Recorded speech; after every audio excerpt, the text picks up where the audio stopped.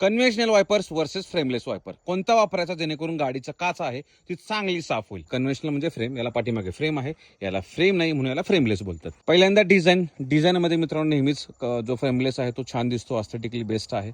तुम्हाला फ्रेमवाला डिझाईनमध्ये आवडणार नाही, दिसायला पण एवढा छान नाहीये. आता गोष्ट आहे परफॉर्मन्स चांगलं काम कोण करतं, क्लीन ग्लास कोण करणार आहे.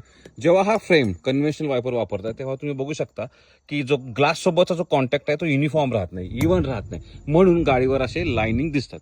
हा जो ऑलरेडी कर्व आहे ओके, तर याचा जो कॉन्टॅक्ट आहे ग्लास सोबत तो प्रॉपर होतो आणि प्रॉपर प्रकारे हे क्लिनिंग होऊन जातं. नंतर आहे ड्युरेबिलिटी.